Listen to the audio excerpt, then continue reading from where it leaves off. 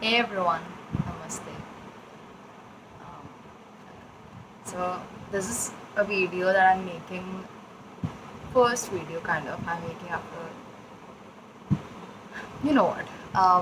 So in this video, I'm just going to tell you guys from my personal experience. It's not something that is taught to us in psychology or something that has been, said by a therapist, but from my personal experience and my sister's personal experience and a friend of hers who also lost his mother when he was a kid. From all of our personal experience, there are things that you should not say or do to someone who has just lost a part of their life, very close part of their life, to death. And it is not only related to the pandemic, at any point in time or their life, if they lose someone like their mom or their father or their sibling or their best friend or their lover, anyone, if they're very close to them, there are certain things that you should not, even grandparents, you should not say or do to them. So let's begin.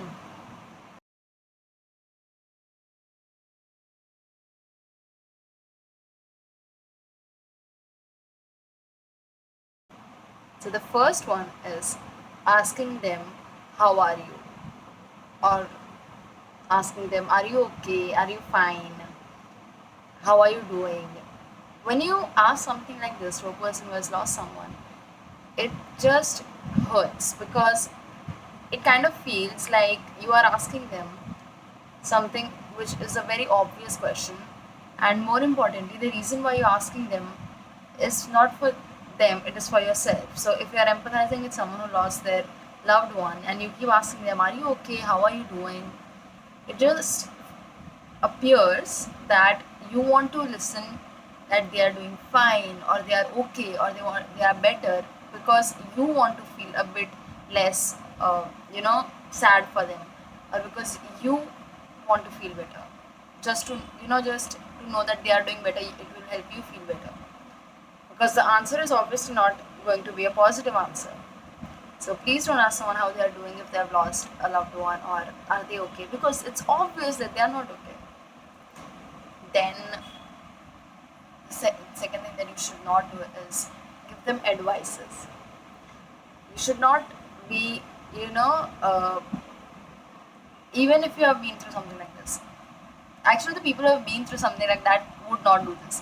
But if you are someone who is, trying to help them, and you think giving them advices is going to help them, then it's not. At this point in our lives, we do not want people to tell us what to do. That's the last thing that we would want. And to be honest, when someone goes through a grief, or when someone is trying to heal, or even if they're just trying to process what happened, we are at we're at the best and worst of ourselves at that point, because we are aware what happened. At the same time, we don't know what to do, but we also know that it has happened now. So basically, don't give advices to someone who has lost a loved one, no matter what you think the advice is. They know themselves better than you. They know what they are feeling better than anyone. The third thing is, if the person is like, I am the eldest sibling, and I went to this listening circle where a wife lost her husband and she has a daughter, and there is a father, like my father, who lost his wife. So in those cases, if you're the elder one, or you are the basically the guardian of the family, and if the other person is not there anymore, you don't have to tell them that the remaining people are the responsibility. Like, I know that. And you just kind of take away their right to feel whatever they are feeling, just because they are the elder one, or just because they are the guardian. Do you understand? So I know that my sister is my responsibility, and I know that I take care of my father. And the very first thing that people were telling me when I lost my mom was like, now you need to be strong. And because, your sister is a responsibility, you need to look after your father. He's aging, he will soon retire in few years. So it's all on you. So you have to stay strong. I lost my mom. Can you not? And I know. So what you should do instead is just tell them that if they need you, you will be there. Don't tell them that everyone is a responsibility. Even they have lost someone. So don't make it worse by burdening them with responsibilities which they are already aware it's theirs, and it's not a burden. But when you say such things, it makes it looks like a responsibility, like a duty, like a work, and not something they would do for their loved one. Then um, don't tell people that you can imagine how it feels, because you can't. And don't tell people that you can understand how it feels, because you can't. What you can do instead is you can actually try and find people who might have gone through the same thing, and maybe connect these two people, so there is someone who knows how it feels. The whole point of me joining the listening circle is because I just wanted someone who knows how it feels. So fortunately and unfortunately, I have a friend who lost her father when she was 15, like my sister's age. And at least I had her to, tell her that it is, there's no word to describe how it feels, and she knows that there is no word to describe how it feels. So yeah, you can connect these two people, those two people who have both lost someone, and that would be actually more helpful than you being there and telling them that you can imagine, or you are there if they want to talk, because there are very less chances that they would want to talk to someone who does not know how it feels, who has not lost anyone. Which brings me to the next point, that don't take it personally if the person is, not so friendly to you during these times. And um, don't expect them to be, you know, to get normal very quickly. Some people can take a day maybe, and some people might not even get over it for years, and it's absolutely acceptable. You do not have the right to tell them that, you know what, it's been quite a long time now, you have to move on with your life. It's you are no one to tell them that. So if you're texting someone who has lost someone, if they leave you on scene, or if they don't reply, or they don't give you appropriate replies that you expected them to give, don't take it personally. It's not about you. Okay. This reminds me of the next point, which is just because people appear to be fine, or just because people appear to be, moving on, it necessarily does not mean that they are actually moving on. So different people have different ways of handling things, of facing things, of coping with this.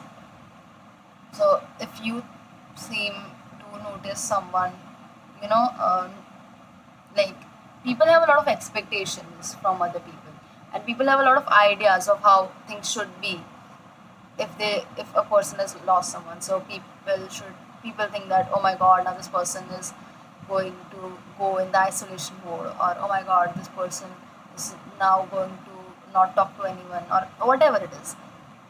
And that might just not happen. Maybe that person appears to be completely fine, like I, for the matter. I recorded a video 3 4 days after I lost my mom. I still can't say it out loud. And I started my own small business of selling my writings. I posted pictures on Instagram because that was my way of distracting myself. It does not mean I was not crying. And yeah, some people might not cry. My sister doesn't cry. And don't force them to cry. That, like I said, there are a lot of expectations that people have that a person should, do or shouldn't do when they are grieving. So basically, if you want to help someone, help them get in touch with someone who actually has been through something like that, and don't try to make it about yourself. People being rude to people because of their mental illness, yeah, I understand that can't be excused, but losing a person to death is a completely different thing. So it can never be about you. And at times, I don't care who agrees or not, you have to let people go. Because if you don't think you can handle whatever it is, then just, I mean, I don't know how to say this. So, even if I have been mean to you at a point where I have left you messages on scene, or where I have just replied to you with one word, and then you were like, why is she acting like this? Or I have had certain anger outbursts, and then you were like, she can't talk to me like that. I have not done that, but if I would have unintentionally also, and you were like, she can't talk to me like that just because she has a death in her family, just because her mom is not there anymore. It's not about you, and if you're not understanding that, it's not my fault. You need to have this basic understanding. And the last, and to be honestly, one of the most important point that I feel it is that you need to understand that you are trying to shove thing in their face when you like. And I lost my mom, and few days later it was Mother's Day, and my friends shamelessly, I'm going to say it, shamelessly posting pictures with their mothers.